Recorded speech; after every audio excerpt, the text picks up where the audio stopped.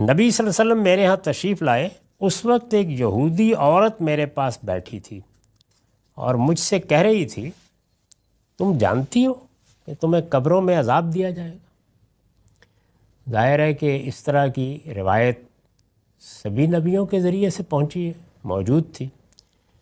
تو اس یہودیہ نے سیدہ سے پوچھا، تم جانتی ہو کہ تمہیں قبروں میں عذاب دیا جائے گا؟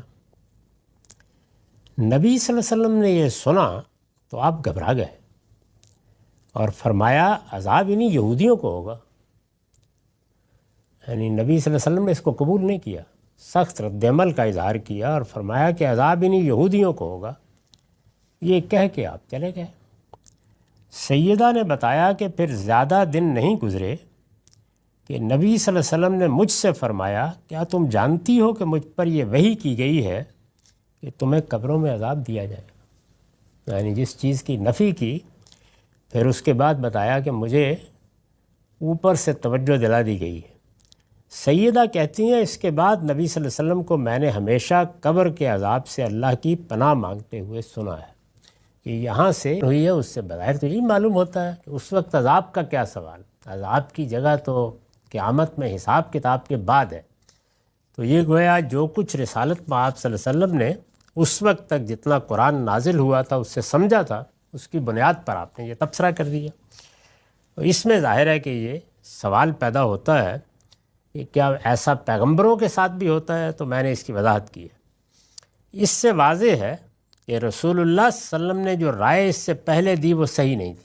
یعنی خود روایت میں ہم نے پڑھ لیا کہ چند دن گزرے، یہ تبصرہ رسول اللہ نے کیا، کہیں باہر سے تشریف لائے اور بتایا کہ مجھے وحی کی گئی ہے اور بتا دیا گیا ہے کہ اس یہودیہ کی بات اصول میں درست تھی، ٹھیک تھی اس کی بات۔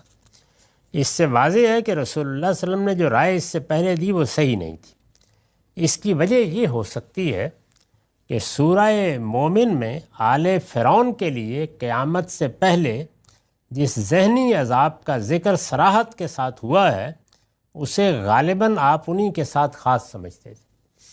سورہ مومن نازل ہو چکی ہے، اس کی وجہ یہ ہے کہ وہ مکی سورہ ہے اور اس میں فرعون اور آل فرعون کو اس وقت کیا صورت درپیش ہے، یعنی ابھی قیامت نہیں برپا ہوئی، اس وقت وہ جہاں دفن ہے وہاں ان کے ساتھ کیا ہو رہا ہے، اس کو قرآن نے خود بیان کیے اور یہ بتایا ہے کہ صبح و شام ان کے سامنے ان کا ٹھکانہ پیش کیا جاتا ہے۔ اس سے یہ واضح ہو گیا کہ وہ عذاب ذہنی ہے، جسمانی نہیں ہے، اس میں مبتلا ہے۔ یعنی گویا ان کو بار بار ان کا ٹھکانہ دکھایا جاتا ہے۔ جس طرح سے ہم جب سو رہے ہوتے ہیں تو ہمیں اچھے یا برے خواب آتے ہیں، ڈراؤنے خواب بھی آتے ہیں اور اچھے خواب بھی آتے ہیں، بڑے شیریں، بہت لذیذ۔ آدمی جب اٹھتا ہے تو اس کا دل چاہتا ہے کہ کاش یہ خواب ختم نہ ہوا ہوتا۔ اور وہ بھی ہوتے ہیں کہ لوگ ہڑبڑا کے اٹھ جاتے ہیں، ڈر کے اٹھ جاتے ہیں۔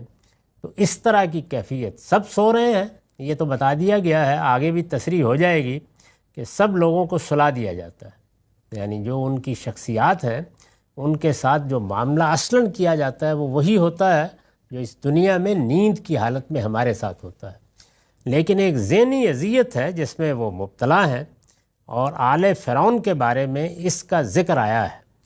تو رسول اللہ صلی اللہ علیہ وسلم نے ظاہر دو ہی صورتیں ہو سکتی ہیں، یا تو اس کو اس معنی میں لیا نہیں کہ یہ کوئی عذاب کیا ہوا، دکھائی دیا جاتا ہے، ظاہر وہاں دکھانے ہی کا ذکر ہے، اور اس کے بعد بیان کیا ہے کہ پھر قیامت کے دن یہ شدید ترین عذاب کی طرف لوٹا دیے جائیں گے۔ پوری آیت کو بیان کر دیتی ہے کہ اس وقت کیا ہو رہا ہے، قیامت کب آئے گی، اور پھر